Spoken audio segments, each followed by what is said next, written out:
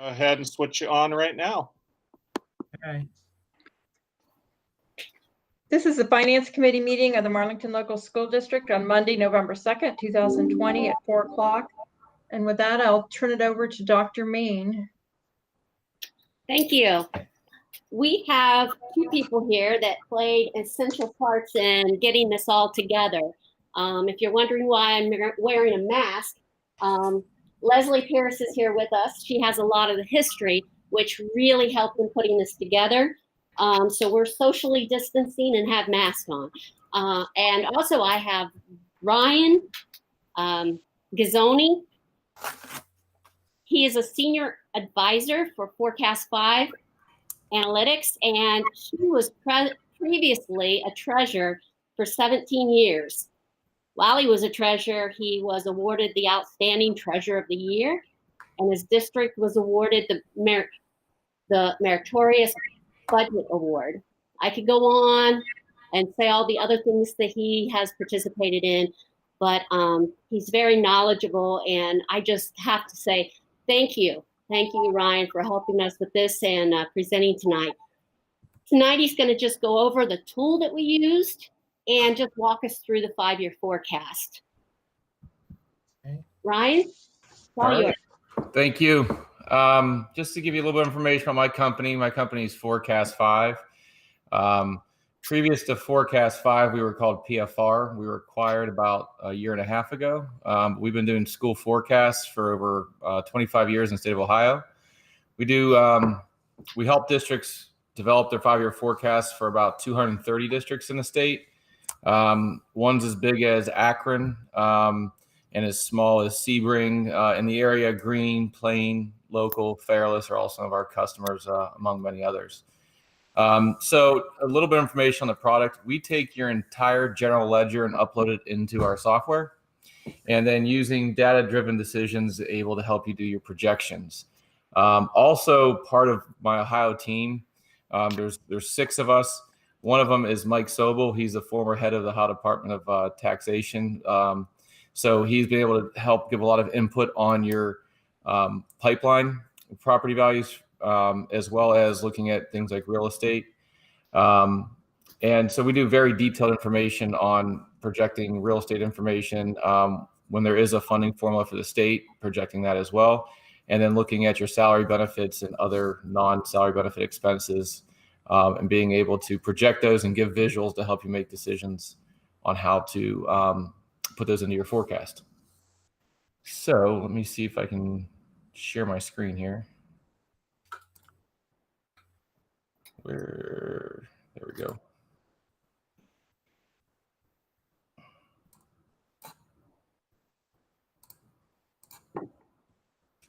All right. Everyone see my screen? Yep. yeah.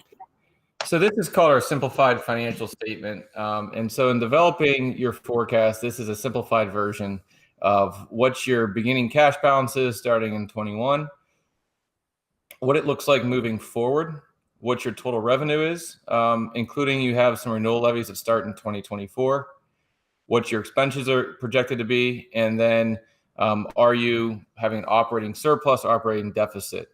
So the district is projected to have an operating deficit this year of right around $2 million. And that starts to grow each year through 2025. And then what happens is you have a beginning cash balance of $6.7 million. It then at the end of this year is projected to be around 4.6 and then start to decrease. Based on the projections in this forecast, it's projecting that you're going to have a negative cash balance starting in 2023.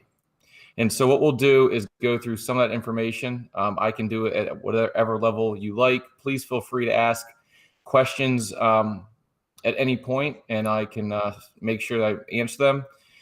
And I'm just going to show you some different features as how we came to this. One of the things when we're looking at annual changes, the district did have an increase in 2020 in revenue.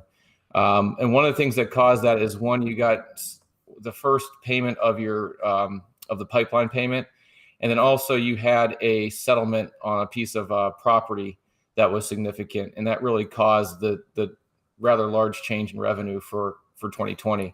Outside of that, you've had pretty stagnant growth in revenue. This year, we'll notice there's a slight decrease. And number one, that's because you're not going to get that one-time property tax settlement that you got, as well as the district is still going to have a reduction in funding because of COVID. Last spring when COVID was going on, it was unclear what the state of Ohio was going to do as far as cuts. There was some information coming out from state organizations saying that you should expect more cuts this year.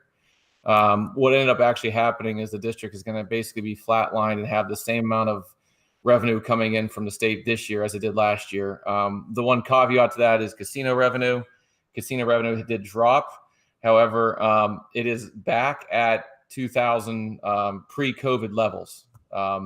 So the gambling has started to return. We're expecting to get back to the full level. It's not a significant source of revenue for you, but that is one thing that is outside of the current funding state basic aid levels. You'll notice in your expenses, you also have some increases starting this year. Some of this is because you had some one-time offsets in expenses in 2020. And then we do have some consistent growth moving forward. And I'll get into a little bit more of that. When we are looking at the district's revenue, you can see here that you get a lot in state funding, as well as blue here is going to be your real estate. And this is your pipeline revenue here, majority of your pipeline. You also have some other public utility revenue coming in. And then finally in brown is what's going to be all the revenue. All the revenue is going to include things like open enrollment, interest income, and that is one area we're anticipating a rather large reduction because of the significant drops in interest rates and the limited number of investments a district is able to invest in. We're looking at least a 50% cut in interest income compared to what you had last year. And that's pretty typical of what's happening in districts across the state right now. We do think that you're going to have a little bit of growth in open enrollment.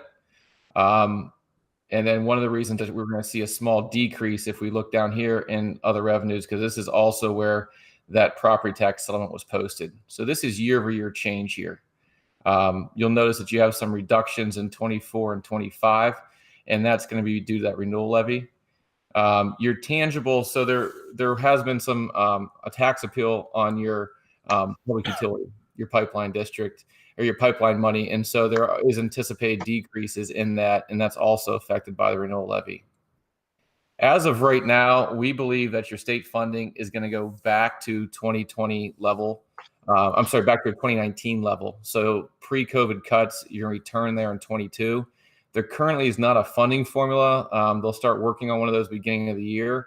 And then as that progresses, we'll have simulations out to show you how the governor's proposal, as it moves to the House and the Senate, will affect the district. Hopefully by May, we may have some idea what it's going to be. A lot of times we won't know until July it's actually passed as to what it's actually going to be. As I said before, since you're not getting that tax payment, that's why you're seeing reduction in all of the revenue. And then we have further reductions anticipated in interest income in 22, and then pretty much flatlined thereafter. All their financing sources is basically going to be refunds. You got some additional refunds last year. So it looks like there's going to be a little bit of a reduction this year. And then moving forward, not a whole lot of change. So unfortunately, in revenue, from a school district's perspective, you don't have a lot of ability to increase revenue without property taxes. State funding is what it is when the state passes it, and we don't currently have a funding formula for the last biennium. So that's why that's projected to be flatline.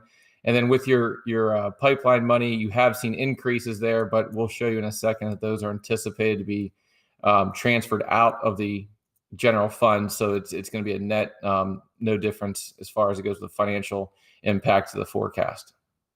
Any questions on revenue or any other items you'd like me to show before I go into expenses?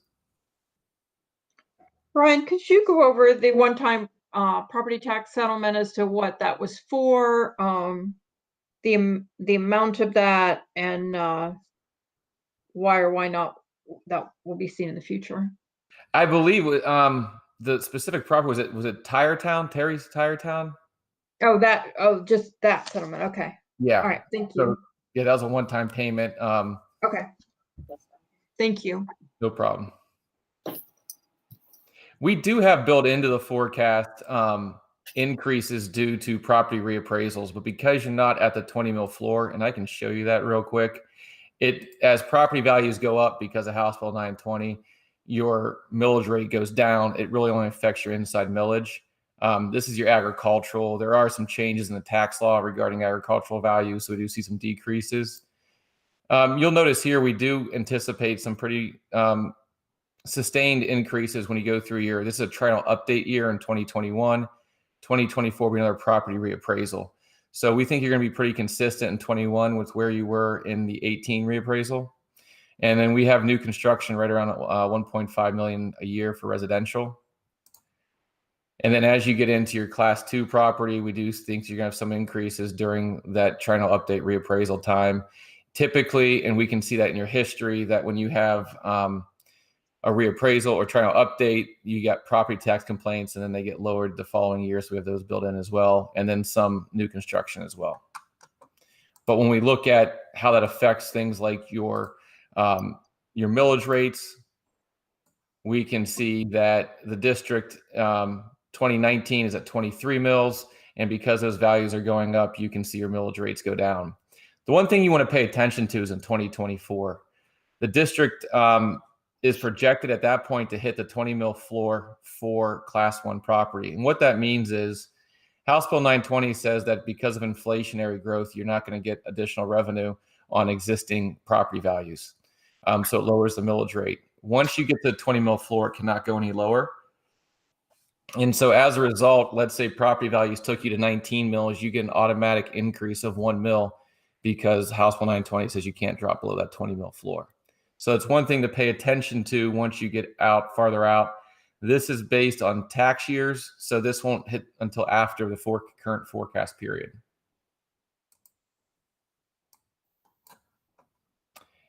As we look at expenses, I'm going to show you once again that year-over-year change. You can see in 2020 there was not a significant increase to salaries, nor was there in 19. The district did in 19 have some change in personnel that caused this number to be a little bit lower. And then in 2020, you had a couple of things occur. The district had a 2.5% increase on base wages. Your average step increase, meaning longevity steps, was about a 2% as well. And then you also had a one-time 2% stipend. All of those together is going to be about a $650,000 increase. However, because of building closure, you had some savings from reduced staff. So as a result, you didn't experience that full, let's say $650,000 increase. You only experienced about 123 of it. It was offset by those staffing reductions. For the current fiscal year, we have some of that staffing coming back for that building being reopened. In addition, you still have your 2.5% increase, base increase, and then on average, like we said, at least for certified, a 2% step increase. One other thing that you're going to see in 2021 is that for things like subs and overtime, you're going to see them return to the 19 level. Because of COVID, the district did see a decrease because not having school basically the last quarter of the year. So we are bringing those back up to basically the 2019 level between 21 and 22. As you move out to 2022, there's just your 2.5% increase in here, as well as having the longevity steps. That number in 22 is going to be a little bit higher than 21 because you do have not having those stipends that were paid in 20 is reducing the overall increase from 20 to 21. From 23 to 25, the district right now only has step increases built in. So there are no wage increases, negotiated wage increases. One thing that is a change from the May forecast, and this is just from a projection standpoint, the district anticipated in May, you have something called wellness funding that the governor came out with the last biennium update, and you were able to use that to pay for qualifying general fund expenses. It is unknown at this point if the governor will continue those. There's been some statements made since the spring that gives an indication that he has every intent of continuing those at least for the next 2 years. In your spring forecast, those costs for counselors were brought back into the general fund in 22 when the next biennium or when this biennium's over. Moving forward, though, we have made the assumption, working with your Treasurer's Department, to make the assumption that the wellness funds are going to continue for the forecast. So those expenses have not been brought back into the general fund. One other area is part of the insurance consortium that you're in. It is pretty regular that the insurance consortium gives what's called premium holidays. So they will tell you that you do not have to make insurance payments for a number of periods during the fiscal year. That's been as high as 4 and as low as 2 in the last couple of years. The district in the previous forecast had 1 premium holiday built in moving forward. The district decided to have 2 premium holidays built in moving forward. So that does create some additional cost savings to the district as far as projections. There's a 7% increase with premiums. It is important to note that the COGS recommendation is that the districts project a 10% overall increase and no premium holidays for projected years. Because that has not occurred historically, neither the spring forecast or this one had a 10% increase with no premium holidays. One area that you've seen some significant increases is in your purchase services. And so I'm going to change the view to show you what's going on with your purchase services, give you more of a visual. But you can see in 18, you had about a $400,000 increase, then moved to about $250,000 in 19, 200,000 last year, and we're anticipating 225 this year. We do have lower increases moving forward. This is an area the district could revisit because these may actually be higher than what we have in here, but we basically built an inflationary growth. When we're looking at things like what is in a purchase service, I'm going to take you to a visual here that shows what those main categories are. What you see in pink is what's considered tuition, and tuition can come in another number of different forms. For your district, some significant sources, and I'll show you some visuals there in a second, is going to be things like charter schools, your special education tuition, and that may be because you're providing that education, another district providing it, or because you're paying an outside source provided, is a significant level of cost to the district. And I'm going to get into it in a little bit here, how it's affecting you for the current fiscal year. It also can be open enrollment, college credit plus, or just foster placed or court placed students that are the parents are residents of the district, but they've been placed outside the district for education. That represents the vast majority of your purchase services as we look at 21 here. You also have things in here like utilities. There was an increase because of opening that building for reopening a building for utilities. Your repair costs have increased for the year. So this orange is what's called property services. It's going to be repairs, any rental agreements, and also your property insurance. Your property insurance represents about $115,000 of that 423. And then your other major thing is professional technical services. This is going to be things like instructional services the district purchases. It's going to be health services that you purchase, legal services. I can get into any one of these details, and we have the ability to show you history for any one of these categories, or what it looks like a breakdown to a further level for if you wanted to see, for example, like tuition or purchase services. Any questions on that before I go any further? Ryan, I had a question back on personnel. You said that the staff was reduced due to Marlboro, and then several staff were brought back. Do you have the detail of that as to what positions and dollar figures go with the reduced staff? Because we didn't reduce students, we reallocated the staff, and there were not. I'm just not sure the dollar figures you have and what positions you have allocated there. Sure. So here's how we look at that. We know that from your general ledgers, if we look at your certified staff, from 19 to 20, you had $133,000 increase for certified staff. That'd be teaching staff.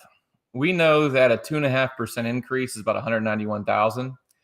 And then you also had a 2% increase for steps, which is about $152,000. And so that leaves about $210,000. A decrease of $210,000 when you take into consideration your total increase was $133,000, and these two items cost you right around $240,000. $240,000. And then so as we move forward, we also know that you had a one-time increase for a stipend of $150,000. So we know that your total change in salaries was about $360,000, a reduction from 19 to 20. We did not go, because it was historical information, we did not go into which specific staff members represented that 360,000. But we know when we look at the variables between what changed from 19 to 20, we were able to identify, here's what your base cost, here's what your step cost, and here's what that other factor, that one-time stipend cost. So as a result, you had about a $360,000 reduction in certified salaries outside of those three items. Moving forward, what we've done is we've made assumptions based on about $150,000 increase for classified staff and then an administrator. We did not have any additional staffing increases for certified that pertains to that building. We did have one individual as a reduction this year of $70,000. So for 21 through 25, there was no increases in additional staffing for teaching. There was in classified, and we were given just the lump numbers, about $150,000 we were told for classified, and then one administrator as well. Does that help with the question? A little. I guess I can talk to Patty and get more detail on that, so I have a better understanding of that. And then go ahead. Go ahead. One other thing that we do is we take your monthly data and we look at what your expenses are on a monthly basis. And then when we look at it on a monthly basis, we say, how has the district spent money historically? So if you take your certified regular salaries, we have 5 years of history built in here. And we look to see, is it pretty consistent, with the exception of the stipend last year? After you hit September, your salaries are pretty consistent, except for when you have a 3-pay month. In January and August, you had 3-pay months in both. And so what we do is we take what your September certified salaries were, however, this was a 3-pay month, and then moving forward, seeing where you were in August, where you were in September compared to last year's, we project that forward and come up with a number of what we believe is going to be, basically from a cash flow, what your expenses are going to be for this year. And so using that, we compare that with the forecast to say, where is the district's projected number compared to the forecast? So we compared this 7.9 million here with what we had in the forecast, and those numbers were very close. So it gave us a pretty consistent number for what we thought certified and all salaries would be. Each month, then, as we load in your actual data, we will provide month-end reports to the district that they can print from the system to show, are we trending closer or farther away from the 5-year forecast? And it gives the explanation of why each month as you get closer to, let's say, filing your May forecast. Then this one-time stipend you're referring to is the one-time bonus that was given at the end of the year. Is that what you're referring to with the one-time stipend? Yeah, I believe it was a 2% that was given in January. I'm sorry, I think it was given in December of the previous fiscal year. Okay. Town settlement. Say it again. You could say it a little closer. That was part of the Terry Tire Town settlement. The funds were used from that.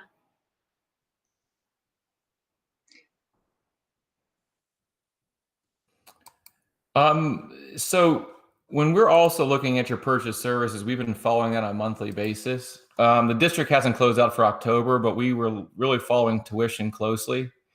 And so in following tuition, your tuition expenses are up for the current year. This is through September. Once we get into October, you had some additional special education cost that's going to put you up even more. So the district, right now, your purchase services, most of your purchase services are trending higher than they were last year at this time. And so we've been able to project those on a monthly basis. The one that hasn't was property services. But what we know with property services is last year you made this green, which is $109,000, was your property insurance. It was not made through September. your repair costs are up in comparison to the previous fiscal year. Some of that's being transferred out to the PI fund, but this was the one area that was not up year to date. By October, it's going to be higher than what the 2020 July through October number was. So we have basically 4 months of actual data, and using that helped us see what trends do we have for purchase services moving forward. How are they trending compared to the previous fiscal year? And we'll continue to monitor that. The district will be monitoring that to say, as we move forward each month, are these continuing to trend this direction? Is there any reverse of the trend? Are we staying consistent with the forecast, or is it trending away from it? Couple other areas I wanted to point out. Your supplies. In 2019, supplies and materials is going to be things like classroom instructional supplies, textbooks, but it's also going to be cleaning supplies, transportation, and bus fuel. You can see you had a pretty big decrease from 19 to 20. That decrease is primarily related to COVID and the shutdown. So we have brought it back up to about 800,000 in 21, and then provided minimal inflationary growth for 22 through 25. You can see here, this all makes up what's in supplies. So in blue, this is going to be your general supplies. Textbooks are in orange. In pink here is going to be transportation, including bus fuel and any repair parts. And then in brown is your custodial supplies. One area that the district did make some changes to since the previous forecast, you can see here in capital outlay. The decision was made in working with the district that they wanted to move a lot of these expenses to the PI fund. So you go from about 387,000 in 2020 down to pretty minimal spending. The increases that you're seeing from 21 to 25 is basically maintained for the technology needs of the district that won't be paid out of the PI fund. Other than that, you do have some debt. That debt will be paid off, I believe, in 2024. And so you can see that that goes down. 2025, I think you have one last payment left there. Other objects are going to be things like county auditor and treasurer fees. And then I think you have some ESC cost in here. Sorry, that's other objects. And then other financing uses has some larger expenses. This is the transfers that are going to the PI fund for the pipeline money. And so the district has been transferring about $1 million a year. You started getting your money last year, and then you'll be at one point at your pipeline money, and then you've increased it this year when you get your full payment. There's an anticipated reduction in pipeline money, so that's why this transfer out is reduced going through 2025. What percentage did you use on the pipeline reduction? So I had my associate Mike Sobel work on that, and what we did was, let me go in and show you. So there's about a $35 million reduction in value, and there's $700,000 reduction each year. And so if you look historically, you can see how in 19 it was increased to basically you had went from 551,000 to $666 million increase. It's then been reduced. We reduced it by 35 million, and we believe you're gonna be right around 43 million moving forward, which puts you right around $1.4 million, a little bit higher than that in pipeline revenue.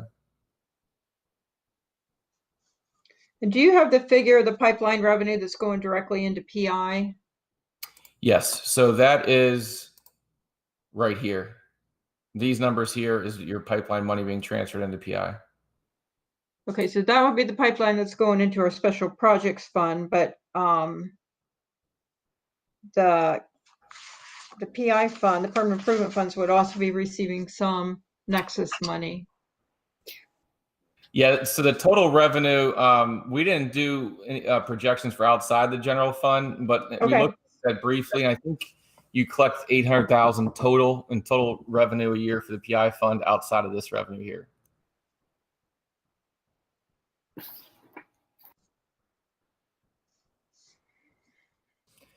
So with that, if we look at a couple of these charts, this blue line here is your revenue, and this orange one is your expenses. That one-time money, basically from the real estate settlement, and then that increase in pipeline money in 20 is why you came closer. This spending here is basically when you started deficit spending was when the district started transferring the $1 million out before you got the pipeline money. And then so that's why you see this little bit of spike here in revenue. And then now basically your flat line on revenue and your expenses have some inflationary growth in it. And we talked about what some of those items are. As you get closer, you can see what it's doing. This is your revenue shortfall. So the district's been deficit spending since about 2017.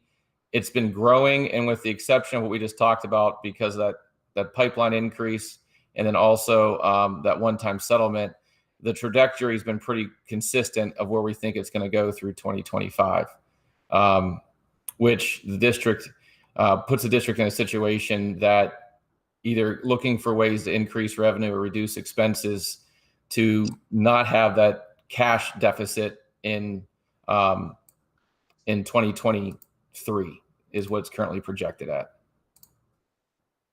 So when we look at your forecast, because of this operating deficit, that's where you currently have a negative cash balance in 704,000. We do follow, depending on when you transfer that money out, it's consistently been transferred out at the end of the year. As long as that happens, and you shouldn't see fiscal year deficit spend, or I'm sorry, negative cash balance. If it was needed to be transferred out earlier in the year, let's say, you could see a point where you might have a negative cash balance in 22. It's probably unlikely. It's more likely that you're probably going to have that situation occur in 23, even before you get into the fiscal year. What's the figure that is currently suspended by Nexus that we have not received? How much is that per year? I'm not sure how much you have not received, how much they've stopped paying on. I think that'd be about that 35 million. So it'd be almost double this number down here. If they did not have their tax appeal or they were not successful, this number would be probably more around $3 million. Because if you remember when we looked up here at what we're looking at, the reductions in values, and we look at your history. So if you would have maintained at 66 million, you probably would have gotten about double, but because you're getting that reduced basically in half from 66 down to 35, that is going to make up for that additional reduction. I can actually show you if that reduction did not occur. So if we put a 0 in here, and we wanted to see how that would affect the forecast. So let's say the reduction never happened. And then we refresh this view. You can see how that number grows now, and you're collecting almost 4.3 million, as opposed to, I think we had you right around, I can go back, but you can see how it's right around 4.3 without the reduction. Okay. And let me go back to our old scenario there.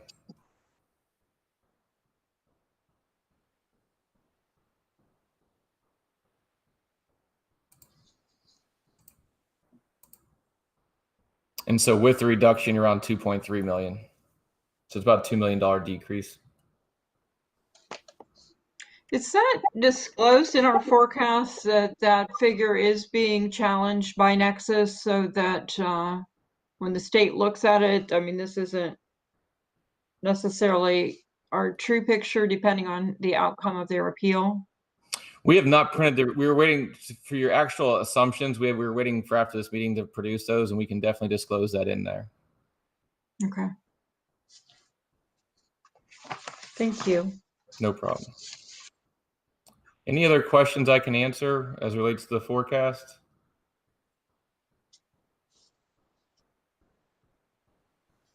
All right. Well, please let me know if you feel free to email me or through Dr. Main. Let me know if you have any questions, and I will be sure to answer those quickly for you. Thank you very much. Thank you. I will, if you guys have any questions for me, I'll go ahead and get off, and have a great night. Thank you. Thank you. Thanks. Ryan, Yes.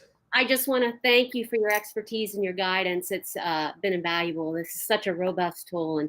And again, we appreciate your help and guidance through the many weeks that we've discussed and revised. So thank you again. No problem. Thank you. Have a good one. Okay. Next, we would just like, I've asked Leslie Pierce to be in here because she has a great overview of the history of, bringing those things together and making them current. So do you have any questions, additional questions at this time?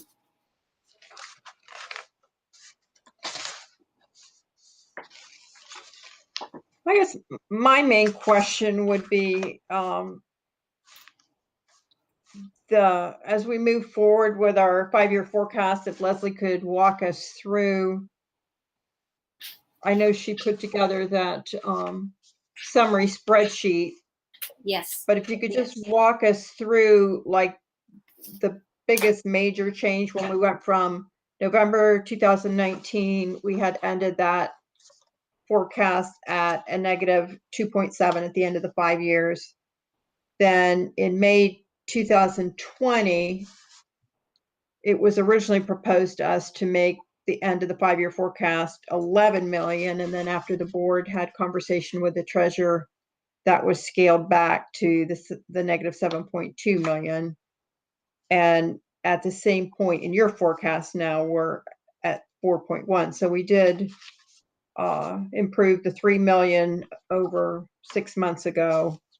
And if you look at it from the original proposal, we've improved 6.8 million in our bottom line. So, I mean, that's good information. But the biggest thing, if you could get us from November 19 to the original proposal in May 2020 to help us understand what the big variance was in that $9 million increase in expenses or decrease in revenue. I'm not sure I'm following the numbers. Are you referencing the cash balance or what number? Yeah, the 15.010, the unreserved fund balance on June 30th, and that would be in the final year of the forecast. Yeah, so from November of 19 to what? To May of 20? I mean, just walk us into the May 2020, if you can do that. And then I think there was, if you could just kind of give us an overview of why that changed so drastically there and which,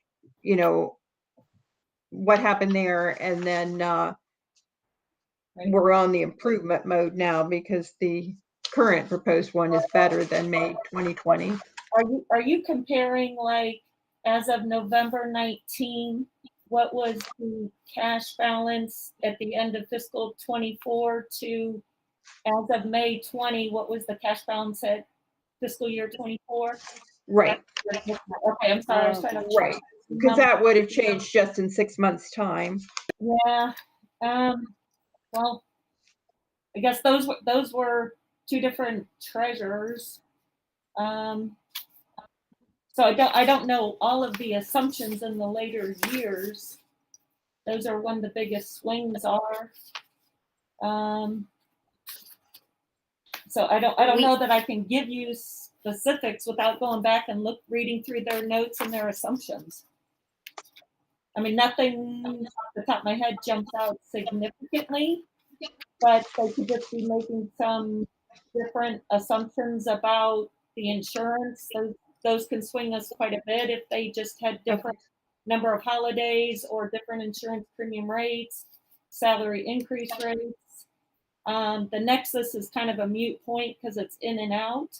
So that will kind of swing us. Yeah. Okay, thank you. Without going back to their assumptions. What is the wellness? We don't.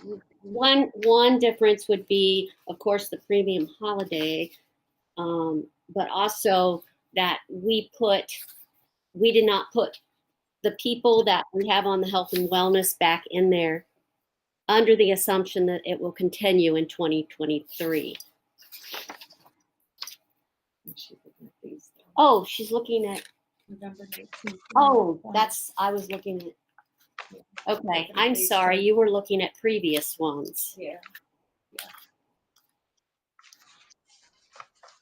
But that could make a significant difference because you said there was just one premium holiday going forward and you put it to 2 based on history. Correct. And that would be part of it, of course.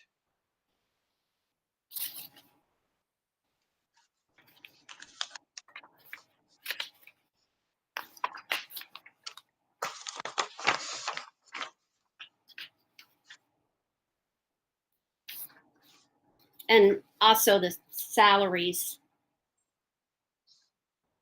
would go back in if the House bill, or I'm sorry, the health and wellness funding stopped. So that's another major difference. Do we have the assumptions to this forecast yet, or you're working on those? We are finishing them up. Yes, we'll have those right after this committee meeting. And then what's your recommendation to the district? My recommendation would be to use the pipeline for operating. We need to take a look at our staffing to student ratios. We need to look at our departments. We only have a couple choices to increase funding. And that's to bring in more money or to take a good hard look at our staffing and where we're at with that. So based on the pipeline rate that we're getting now, which is 38%, and moving forward with the repairs to the elementary buildings, when do you,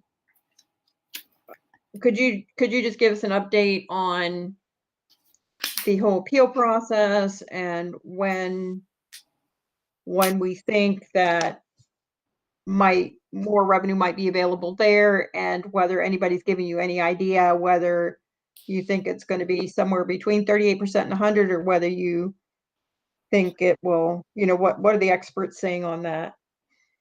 We just received some numbers, and right now the third appeal brings it down to 1.4.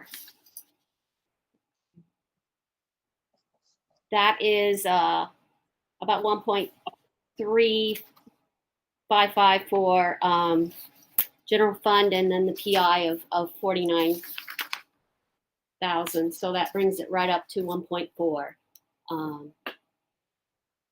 And that's what they just appealed at. So the 1.4 million. Right. I believe that is set for May, that hearing. And until then, they will pay on that appealed amount. And potentially, I mean, they lost their first hearing, so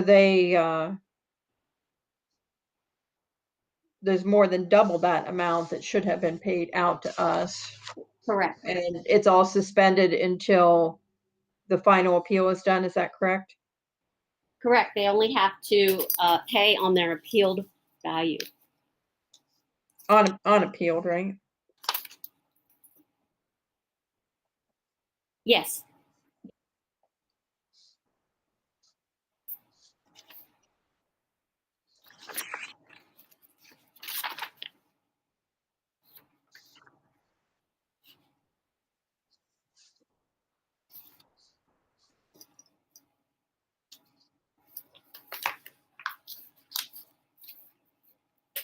So you are looking at recommending that once the elementaries are done, to start using the pipeline money for operating. Is that what you're recommending?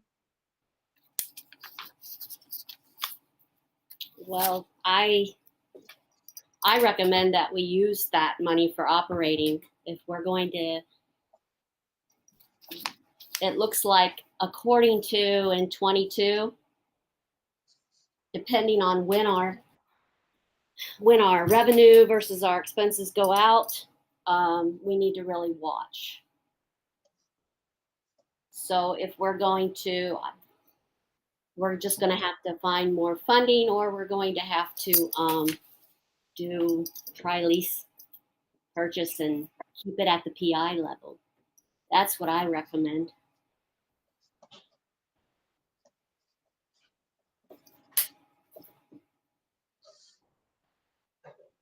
And again, just see where we can tighten our belts.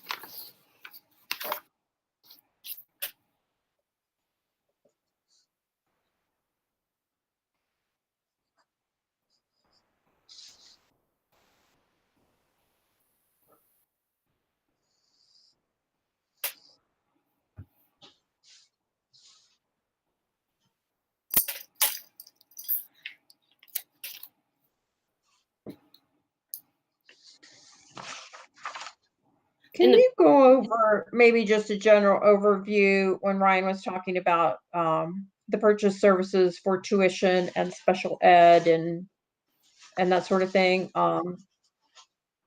What options we might have to better manage those type of expenses? A lot of that is driven by their disability, their IEPs, their individual plans. We have community schools in there. We also have CCP, which is the college credit for the kids. We have career tech. That's a couple areas that we'll just have to look at, is career tech. You know, what are we bringing, who are we bringing in compared to who's leaving for other programs, as well as our special ed, special services, our, you know, other items, our preschool, just looking at that whole department of how we do business.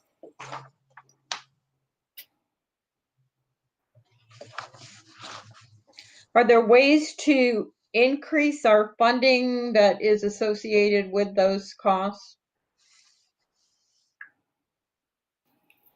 Well, I guess I could say the one that you could go after, you could do the community schools. That would be an increase. There's some going out on scholarships. That's a choice program. If they decide they want to go out on a scholarship, then we pay. Some of those are just choices, parent-student choices. We can look at CCP. What are we doing on campus versus, you know, how many are going out? What kind of, I guess, resources we have with our teachers? What are they certified in? I would say that's where I would start.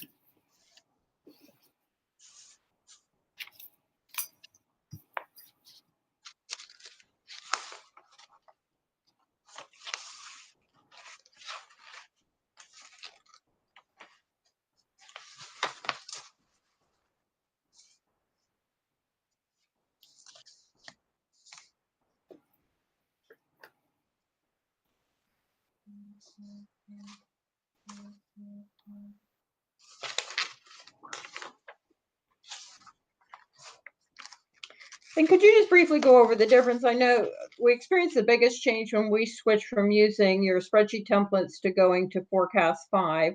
And using the spreadsheets, I mean, for many, many years, has served us well, and we were able to manage our budget, and the figures materialized because we were ending in the black and had surplus to the point that I believe it was 2017 that the auditor suggested that we start spending our surplus or risk losing revenue. However, when we switched to the forecast 5, it created just a drastically different forecast. So it's hard to know why such the drastic change just in switching programs we're using. Okay, well, oh, did you want to speak to that? Oh, okay. Go ahead, you go first. Okay, I was just,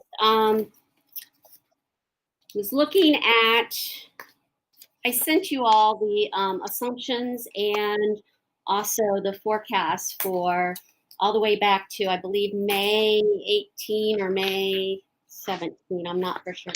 May 18th. If we look at 2021, we forecasted back in 2018 that we would have 5 million as a balance in 2021. We didn't account for in that, at that time, we didn't know that we were going to do a $1 million project on the high school, which was the next year. So if you look at that compared to the 4.6, that's pretty darn close to what we knew we would have back then in FY18. I have to say that in I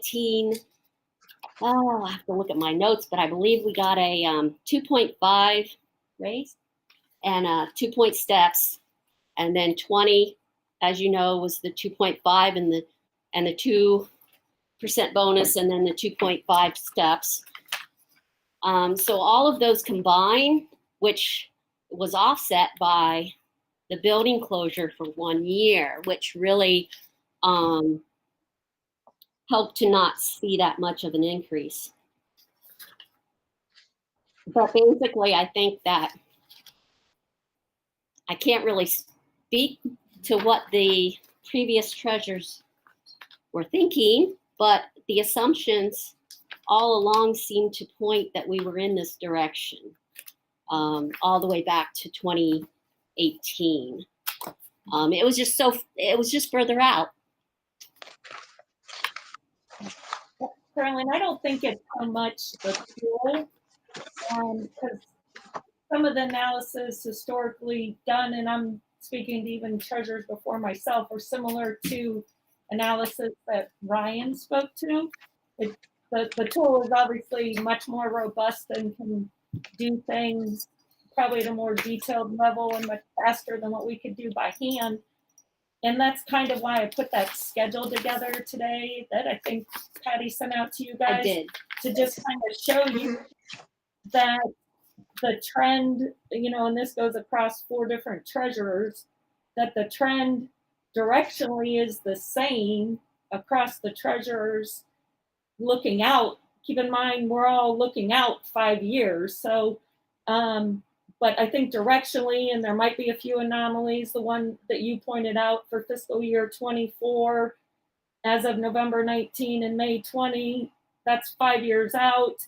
That also obviously is when our whole world changed with, a world economic situation that affected property tax values, affected our state foundation funding. So I'm sure what, was known in November 19 versus May of 20 for those 2 time periods, there were different assumptions because our world was different in the first half of 20. But regardless of that anomaly, I think directionally everybody was looking the same, and maybe things got a little bit worse with some, certain decisions and revenue that just maintained flat and we didn't get any pickup. I'm not sure, but regardless, I think directionally it's all the same. So I don't think it's the tool is my point. The tool I think is pretty beneficial. It's the times and it's the circumstances.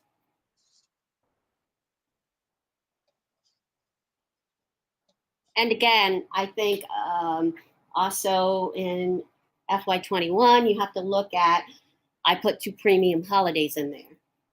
We tried to get as close as we could so that you guys could see the actual what we believe. And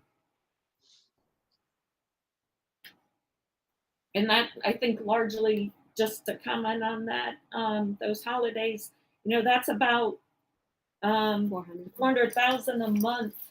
When we get a holiday, that's 400,000 that the district gets to keep.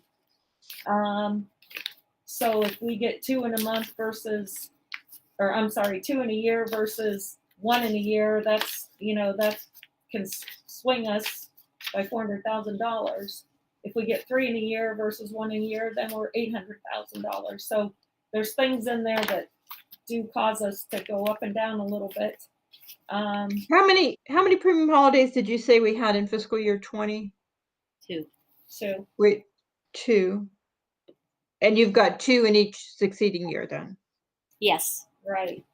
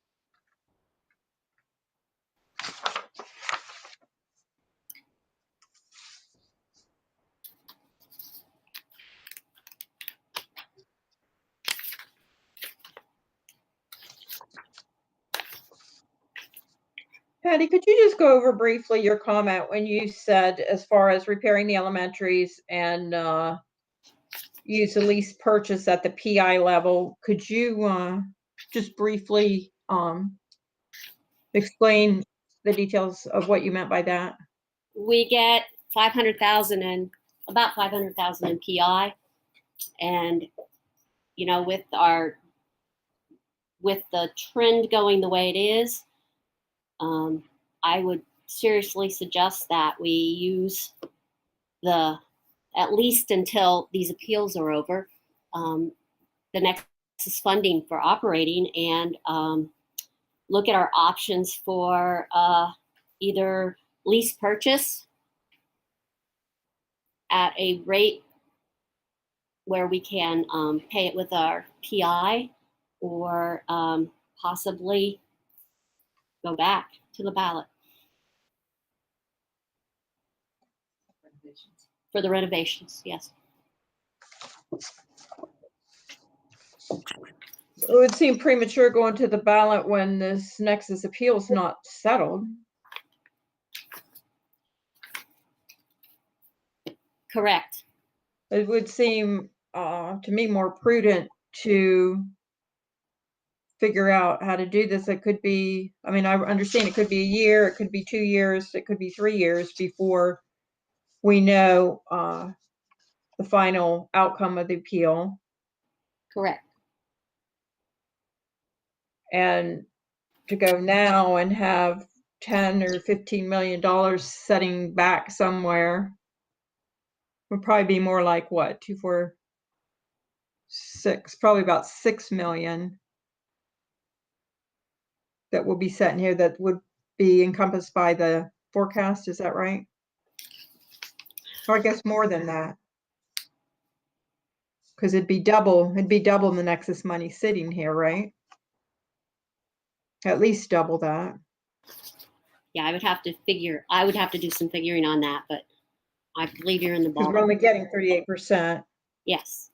So it would seem premature to ask for money till we get a little closer to knowing what's going to happen with that. And yes, Afterwards. and Could you repeat what was said? I'm sorry, I assumed what Patty meant, and that's what she was confirming, that that we have a time period while we're waiting for decisions on the Nexus Pipeline valuation settlement. And then if things don't go in our favor, then the other option is to be on the ballot. Right, right.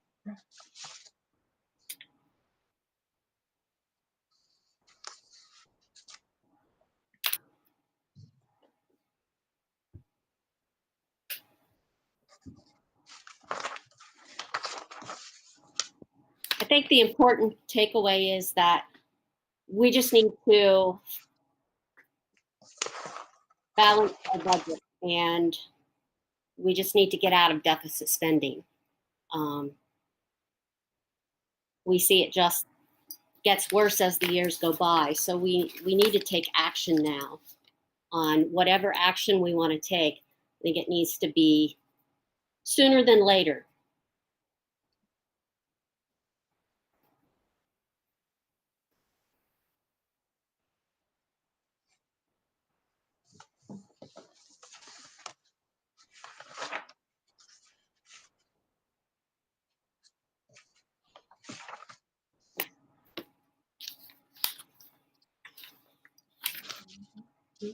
Any other questions? Well, maybe I wanted all of you to have a chance to talk. I don't have much to say. So I think that the situation is a little more serious than I thought. So we'll have to talk about that. A little nervous about putting premium holidays in a forecast. I don't think I've ever done that before, but I understand, why you did that.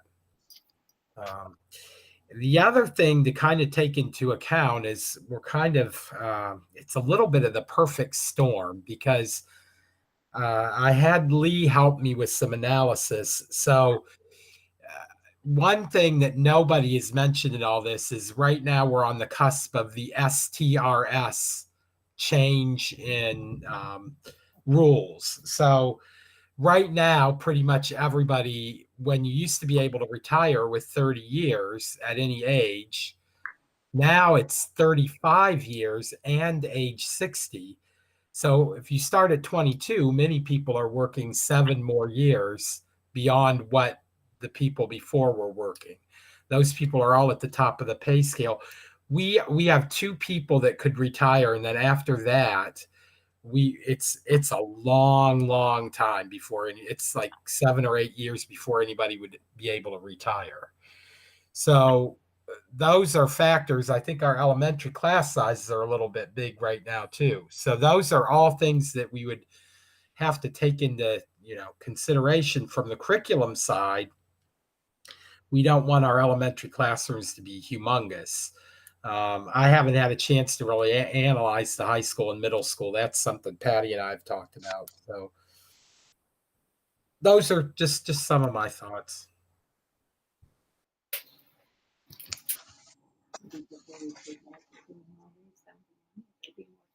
Would you be more comfortable if we took the premium holidays out?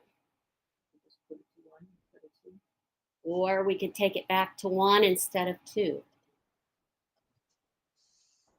Well, I don't know that it matters that much. Just so we know they're in, just so I know they're in there, then we know what we're working with, because those aren't guarantees. Correct. And then Becky Princehorn will be at our workshop or our work session Thursday. Luckily, originally we'd asked her to come to talk about the lease purchase, but she's the state's expert for schools and the Nexus pipeline. Yeah. And I talked with her today, and she said she'd be more than willing to answer questions about the pipeline. She's got a pretty good handle on that. So, and Patty, not that you didn't do a good job. I mean, I thought you did too. She might have a little more insight. Yes. But I think she's probably going to tell you, if the pipeline is required to pay the full amounts, they're going to say they're bankrupt.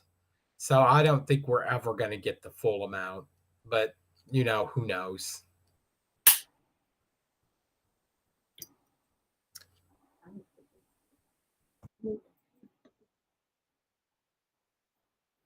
I have to agree with you, Mike, Dr. Mike, on that. So you're saying that they'll only ever pay 38%? Well, if I had to guess, I bet it'll be somewhere in between, but I don't think we'll ever get the 100%.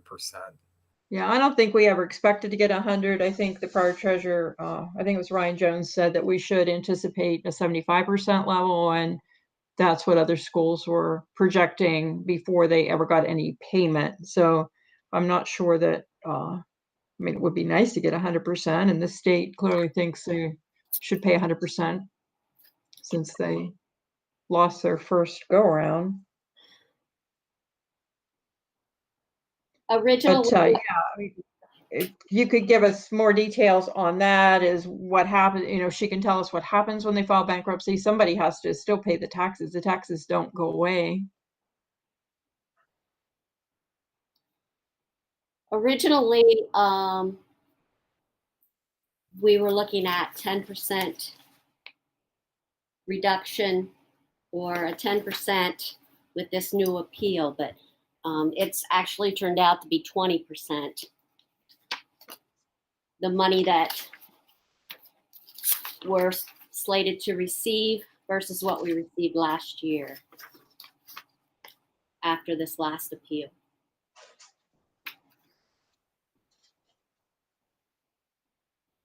Again, that brings it down to 1.4.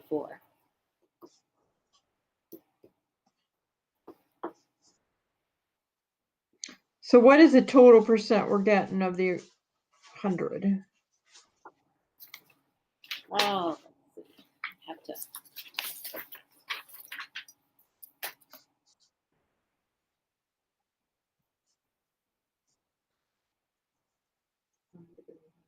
We have the percentage for last year. I don't think we added the application. Here's the value. So I don't.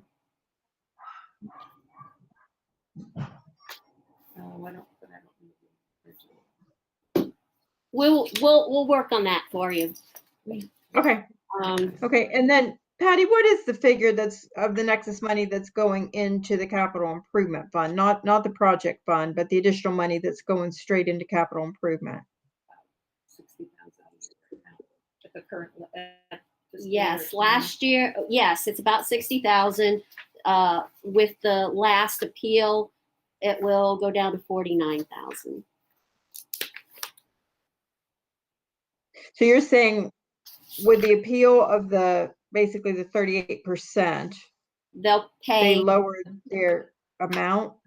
They pay on their last appeal, the third appeal. They pay that. And The that. third appeal that was filed just recently, you mean? Yes, and the hearing is scheduled for next May. Okay. So that we'll collect on that amount. Okay.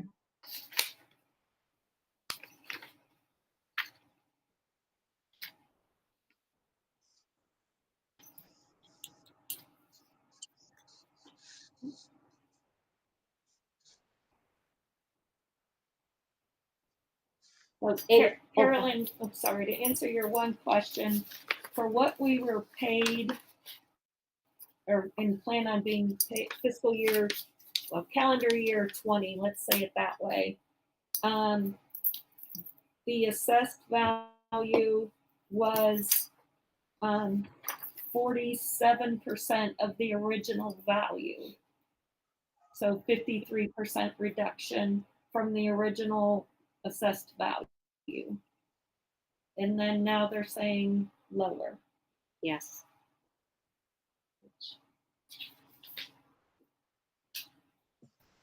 So we're at 47%. You're saying we're at 47, not 38? Yeah, for the calendar year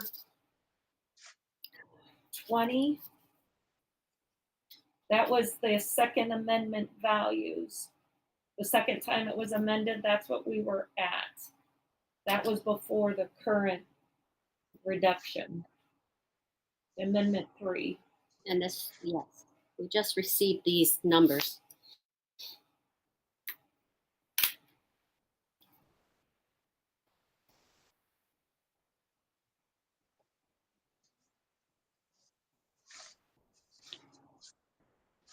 So I think maybe what's getting confusing in is talking about the reduction amount versus what we're actually getting taxed on. So Amendment 1, the valuation reduction was at 38%. So that meant we got paid at 62%. With Amendment 2, the valuation reduction was at 53% and we got paid at 47%. So it's a little bit easier in my mind to speak to what we're getting paid to. Okay, and then what's number, do you have number 3 there? We haven't done those figures yet. Yeah, we haven't added it up yet. Oh, yes. I thought we had 3 reductions before the last one. No, the county tracks it that we are on appeal number 3.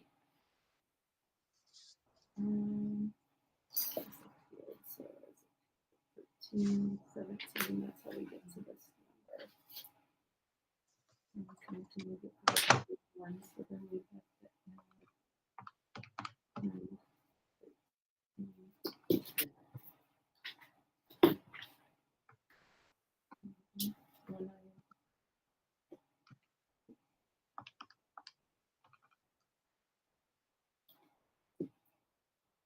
No, 845. Mm-hmm. 590.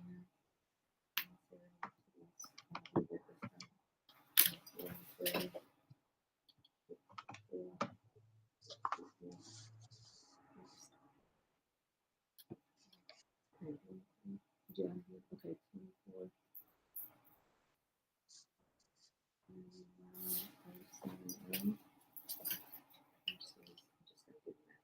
Okay. Go ahead. Not you, not checking your number, checking the previous number. Okay.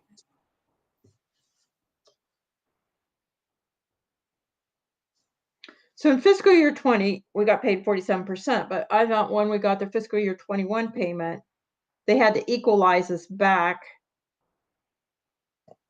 for the full amount down to 38%. Are you sure that's not what happened?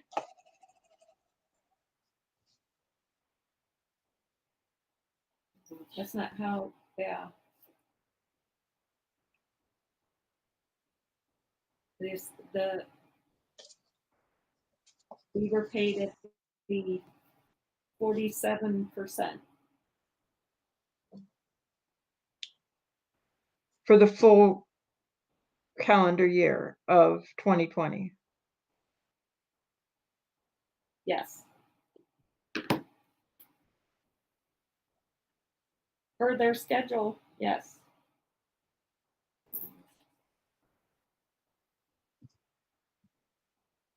So we got 943. Well, this would be in the 5-year, just the operating 943,000 and then 1.6.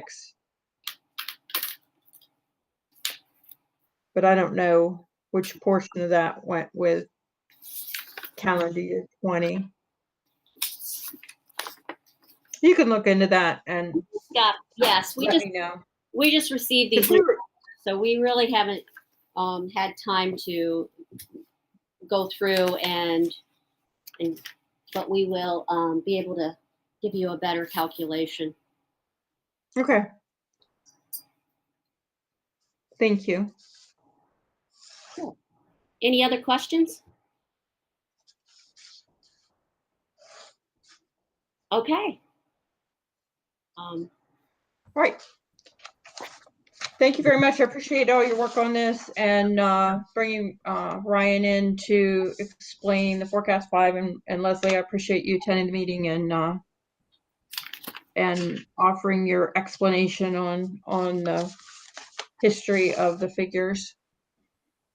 Yeah, thank you, ladies. It's a lot of work and a lot of data. Thank you. Thank you. You're welcome. All right. Does anyone have any other questions or comments? All right, with that, we will adjourn. Thanks, everybody. Thanks. Thank you.